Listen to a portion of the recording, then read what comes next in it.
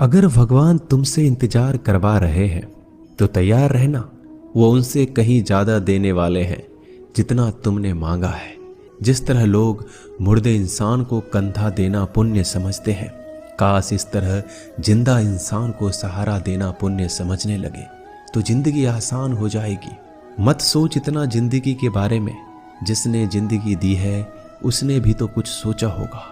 बेवजह ही नहीं होती लोगों से मुलाकात, किसी से सबक मिलता है तो किसी से ज्ञान।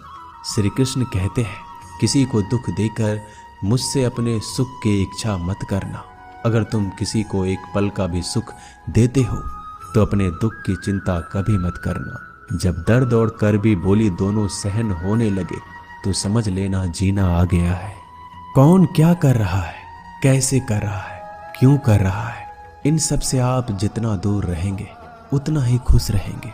हंसते रहो तो दुनिया साथ है, वरना आंसुओं को तो आंखों में भी जगह नहीं मिलती। जीवन में जो होता है वह किसी वजह से होता है। या तो वह आपको कुछ बनाकर जाता है या फिर कुछ सिखाकर। कटना, पिसना और अंतिम समय तक निचोड़े जाना गन्ने से बेहतर कौन जानता है कि मीठा होने का नुकसान कितना होता है। जब कोई दिल दुखाए तो सबसे बेहतर है कि हम चुप हो जाएं, क्योंकि जिन्हें हम जवाब नहीं देते उन्हें फिर वक्त जवाब देता है। अंधे बहरे गूंगे बनकर अपने लक्ष्य पर ध्यान देते रहो। यहाँ इतने खाली लोग हैं कि ना खुद कुछ करेंगे और ना करने वालों को कुछ करने देंगे, और उनका मनोबल भी तोड़ देंगे। लोग जरा सी बात पर आपको छोड़ देते हैं और भगवान जरा सी प्रार्थना से आपको थाम लेते हैं। कर्मों से डरिए, ईश्वर से नहीं। ईश्वर तो माफ कर देता है मगर कर्म नहीं। यह अटल सत्य है कि जैसे बछड़ा 100 गायों में अपनी माँ को ढूंढ लेता है, उसी प्रकार कर्म अपने कर्ता को आज नहीं तो कल ढूंढ ही लेता है। नीयत साफ और मकसद सही हो तो यकीनन किसी न किसी रूप में ईश्वर भी आपकी मदद करते हैं। जिंदगी में जितना शांत रहोगे अपने आप को उतना ही मजबूत पाओगे, क्योंकि लोहा ठंडा होने पर मजबूत होता है। गरीब रहोगे कोई ध्यान नहीं देता। मेहनत करोगे तो सब हंसेंगे, लेकिन जब कामयाब हो जाओगे तो सब जलेंगे। जिंदगी वो हिसाब है जिसे पीछे जाकर सही नहीं किया जा सकता। इसलिए आज में सुधार करें और पुरानी बातों को अनुभव की तरह इस्तेमाल करें। जिस जिंदगी में उत्साह, लक्ष्य और अनुशासन ना हो उसे जिंदगी जीना नहीं, जिंदगी काटना कहते हैं। कभी कभी आप बिना कुछ गलत किए भी बुरे बन जाते हैं, क्योंकि जैसा लोग चाहते थे आप वैसा नहीं करते। जिस मनुष्य के हृदय में सच्ची मानवता हो उसकी सोच हमेशा यही होगी कि मुझे मिला हुआ दुख किसी को ना मिले और मुझे मिला हुआ सुख सबको मिले। मैंने हंसकर भी देख लिया और रोकर भी देख लिया, किसी को पाकर किसी को खोकर भी देख लिया। ये जान लिया कि जिंदगी वही जी सकता है जिसने अकेले जीना सीख लिया। जिंदगी बहुत कुछ सिखाती है, थोड़ा रुलाती है, थोड़ा हंसाती है। खुद से ज्यादा किसी पे भरोसा मत करना, क्योंकि अंधेरे में तो परछाई भी साथ छोड़ देती है।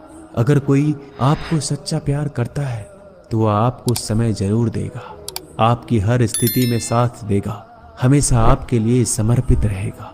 क्योंकि सच्चा प्यार एक दूसरे की खुशियां चाहेगा, आंखों में पानी नहीं। लोहे को कोई नष्ट नहीं कर सकता, बस उसका जंग उसे नष्ट कर सकता है। इसी तरह आदमी को कोई और नहीं बल्कि उसकी सोच ही नष्ट कर सकती है। इसलिए सोच अच्छी रखो, फल अच्छा ही होगा। इतना कमजोर मत बनो कि कोई भी आपको तोड़ सके, बल्कि इतना मजबूत बनो कि आपको तोड़ने वाला खुद ही टूट जाए। दर्द आपको मजबूत बनाता है, डर आपको बहादुर बनाता है, अनुभव आपको सिखा देता है। जिस दिन हम समझ जाएंगे कि सामने वाला गलत नहीं, सिर्फ आपकी सोच हमसे अलग है, उस दिन जीवन में सब दुख दूर हो जाएंगे। क्यों रोते हो? मन का ना होने पर जो लिखा है वही होकर रहेगा। एक रास्ता बंद करने से पहले भगवान 10 रास्ते खोल देते हैं। गर्मी के मौसम में पत्ते सूखने के बाद भी पंछी घोंसला नहीं छोड़ते, क्योंकि वो जानते हैं फिर से बरसात आएगी और पेड़ पर नए पत्ते आएंगे। जो हुआ उसे भूलकर नई शुरुआत करो और याद रखो, जिसका कोई नहीं होता उसका भगवान होता है। मतलब से जुड़े रिश्ते मतलब तक साथ देते हैं, लेकिन दिल से जुड़े रिश्ते आखिरी सांस तक निभाते हैं। अच्छा काम करते रहो, चाहे कोई सम्मान करे या ना करे, क्योंकि सूर्योदय तब भी होता है जब करोड़ों लोग सोए रहते हैं। दुनिया में हर एक काम आसान है, केवल अंदर से आवाज आनी चाहिए। हमेशा मेहनत और उस परमात्मा पर विश्वास रखना इस सफलता का सूत्र है। जीवन में सबसे बड़ी गलती वो है जिस गलती से हम कुछ सीख नहीं पाते। जो व्यक्ति अपने मन को काबू में कर सकता है वह जिंदगी में कुछ भी कर सकता है।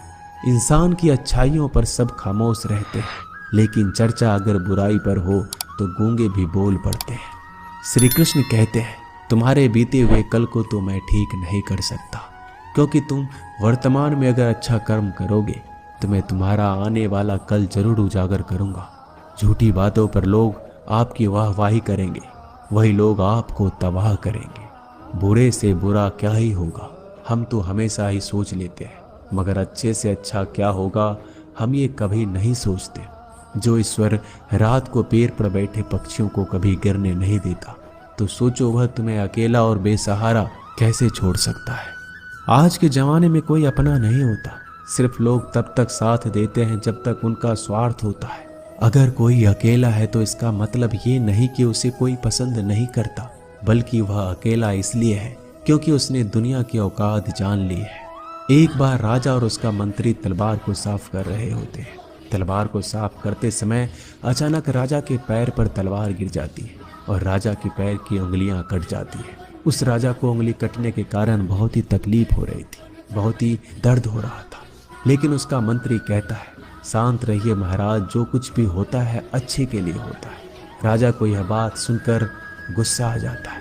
वह मंत्री से कहता है कि मेरी उंगली टूट गई और तुम कह रहे हो अच्छे के लिए हुआ।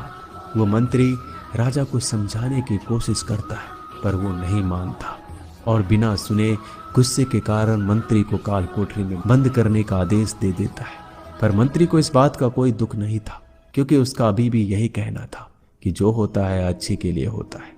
वो अपनी खुशी से ही अपने आप को सैनिक के हवाले कर देता है। राजा इस बात को सुनकर चौंक जाता है, सोचता है कि मेरा मंत्री कितना मूर्ख था। उसे लग रहा था कि मैंने उसे अच्छाई के लिए कैद कर दिया। इस घटना के 3 महीने बीत जाते हैं।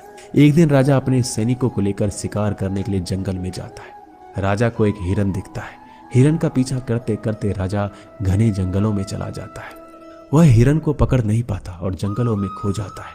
वो बाहर आने के लिए रास्ता ढूंढता है, लेकिन रास्ता उसे नहीं मिलता। तभी कुछ आदिवासी लोग उसे घेर लेते हैं। उन लोगों को पता नहीं था कि वह राजा है। वो लोग अपने देवता को बलि चढ़ाने के लिए एक इंसान को ढूंढ रहे थे। आदिवासी लोग राजा को पकड़कर अपने इलाके में ले जाते हैं। राजा उनको बार बार समझाने की कोशिश करते हैं, लेकिन वो लोग कुछ भी नहीं समझ रहे थे। वो लोग खुशी से नाचते हैं और राजा को नहलाकर बलि चढ़ाने के लिए उनको कपड़ा पहनाते हैं। अब राजा को लगता है कि वो मरने वाला है। जब आदिवासी लोगों का मुखिया राजा को मारने जाता है, तब देखता है कि राजा की पैर की उंगली कट चुकी है। इसको देखकर उसका मुखिया कहता है कि इस इंसान की बलि नहीं दी जा सकती, क्योंकि ये इंसान पूरा नहीं है, एक अंग कटा हुआ है, और उनके भगवान को एक पूरे इंसान की बलि ही दी जा सकती है।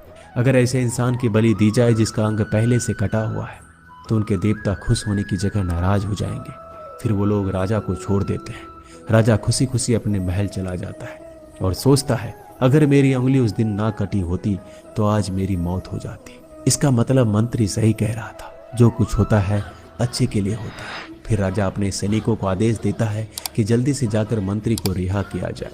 फिर राजा मंत्री को अपना पद वापस देते हैं और पूछते हैं, मंत्री उस दिन मेरी उंगली कट गई, मेरे लिए अच्छा हुआ, मैं मान गया, लेकिन तुम जेल में हो, इससे तुम्हारा क्या अच्छा हुआ।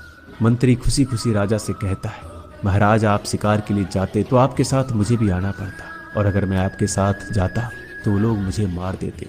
मंत्री की बात सुनकर राजा को समझ आता है कि जो भी हमारे जीवन में होता है वो अच्छे के लिए होता है। अगर हम अपने जीवन में देखें तो हमारे जीवन में भी कुछ मुश्किलें आती हैं, हम उनका सामना नहीं करते, हम उनको ही दोष देते हैं।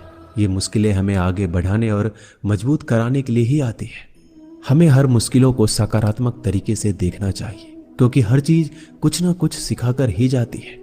हर व्यक्ति के जीवन में सुख और दुख का आना जाना बना रहता है। दोस्तों, आशा करते हैं कि ये वीडियो आपको पसंद आई होगी। मिलते हैं जल्दी नए ज्ञानवर्धक वीडियो के साथ। धन्यवाद।